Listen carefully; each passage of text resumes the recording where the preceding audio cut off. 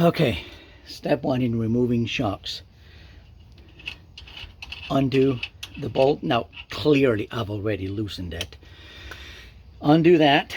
Take out the bolt. Oh, wrong way.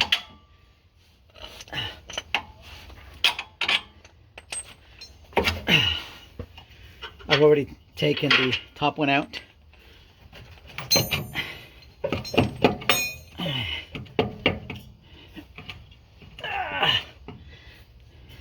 Ow, motherfucker.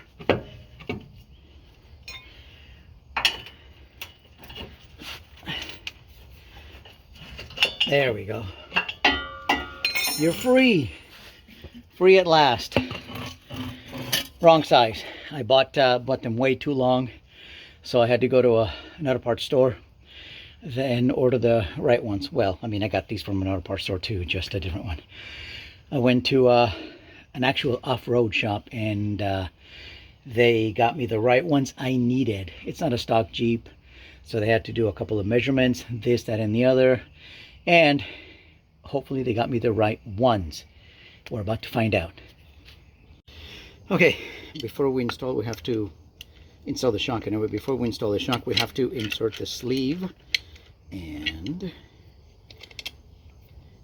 it's just easy to use a C-clamp. My vise is inside the garage, and I'm just too damn lazy to go in there. Ta-da! Done. One done, one more to go. Okay, both done. For the one side anyway. The other side will come next. Okay, so we got one side in. Now we struggle with this bottom.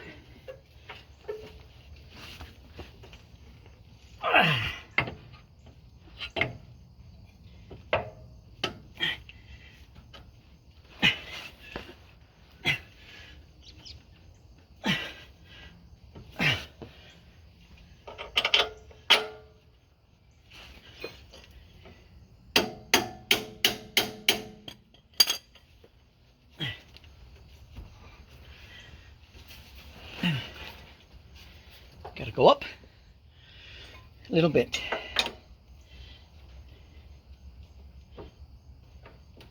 All right.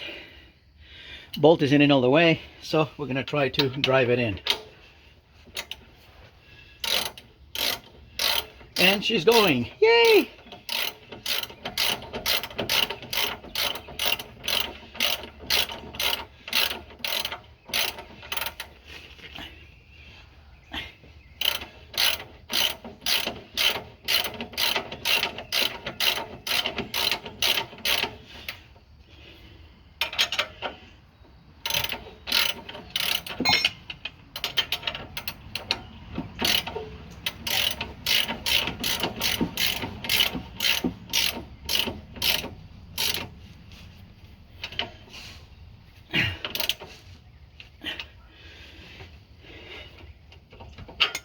One side's in,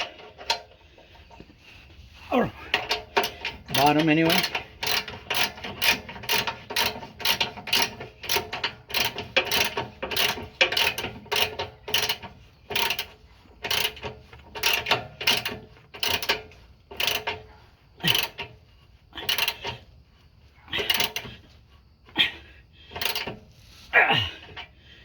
That side's in too.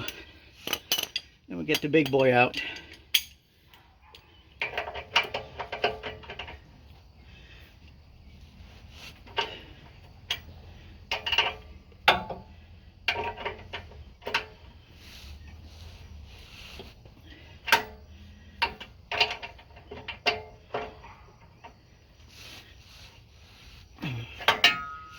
Cool.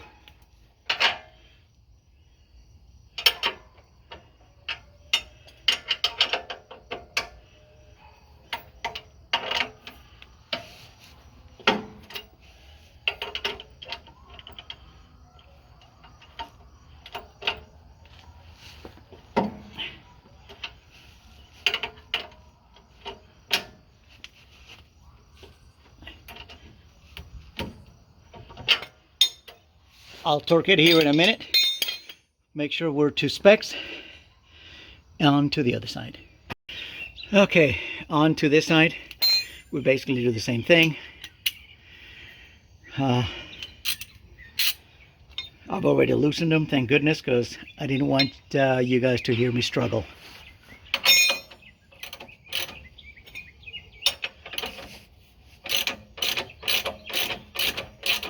And I did. I struggled. I whined a little bit. I cried. As most people do when they're working on their Jeep. Plain and simple. I think it's a prerequisite when owning a Jeep is usually the dealer will ask you, hey, can you scream? Can you cry? Are you a whiny baby? If the answer to any of those is yes, and I mean any of those, it could be all three, it could be some, then yeah, you're allowed to buy a Jeep. Only when you whine like a little girl. Okay, let me rephrase that. Only when you whine. Not necessarily like a little girl, because my little girl doesn't whine as much as I do.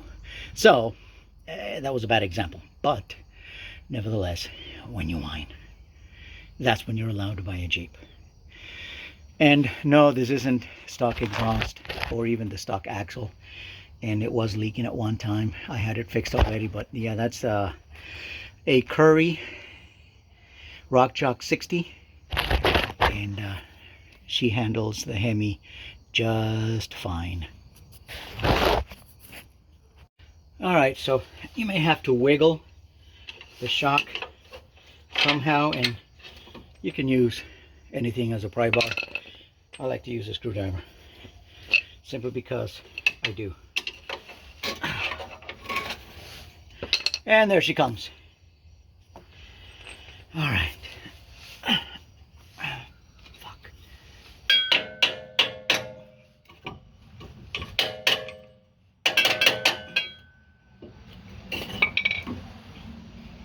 Yeah, this doesn't have this much travel. I don't know what the hell I was thinking when I bought these. Well, the front. Fuck. I mean, shoot. I may have to get creative here. There it is. And it's out. Okay, now that we have the sleeve in place on both of the other shock, top and bottom, we're going to try to put this sucker in there, and it's going to be just as much fun as the last time we did this. Actually, it really wasn't that bad, was it? Ow,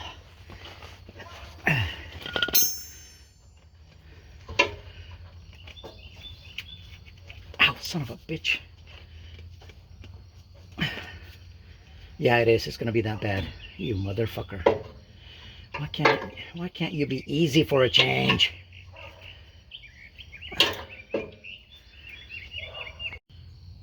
And here is the size comparison between the shocks. This is what I bought by mistake,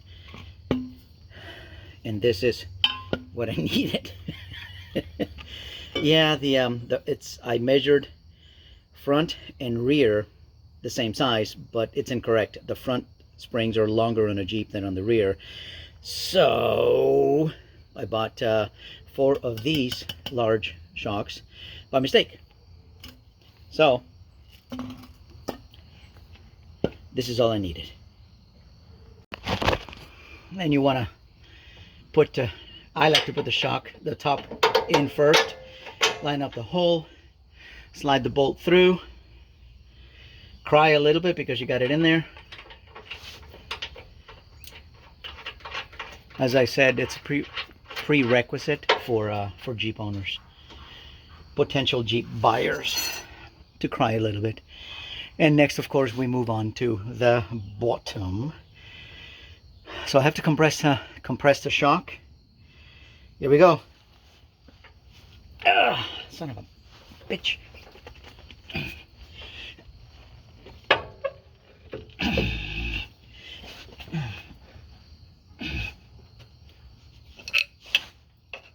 There we go. And again, use levers to your advantage. And line up your bolt somehow, because you don't have eyes underneath the Jeep. You gotta work shit in somehow, whichever way you can.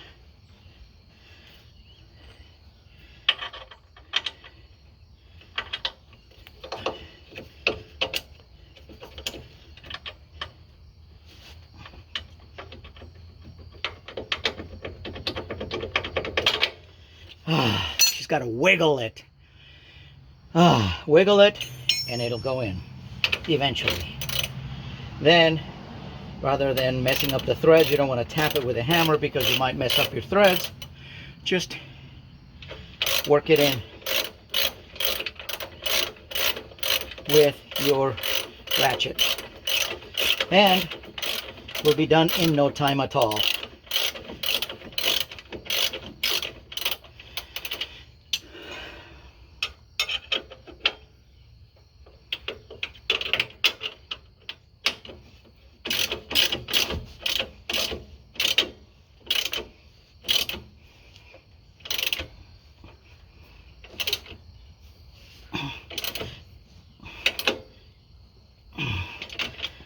Okay, let's leave that there. We'll tighten it with this. I probably should have just got another 19, or it's 19's equivalent to 3/4, I believe. So I could have just got a 3/4. That way I wouldn't have to keep borrowing from the ratchet to this, blah, blah, blah, blah. But here we are. We'll make the best of it. And again, I'm going to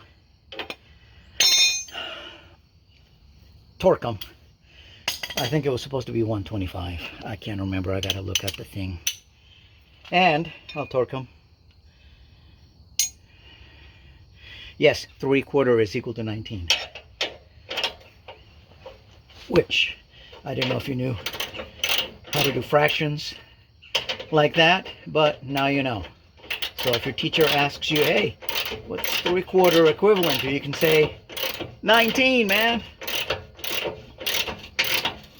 So you can tell them Uncle Marty told you to say that, or Grandpa Marty, depending on how old you are.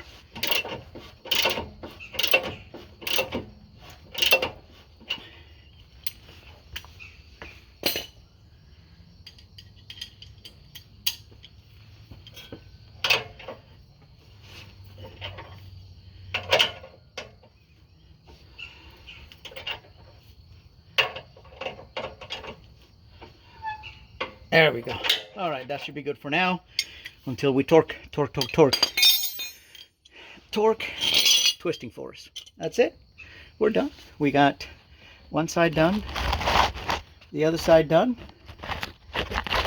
Dirty axle. Need to wash it. And Marty Z is happy. Well, I mean, for now, as happy as Marty Z can be.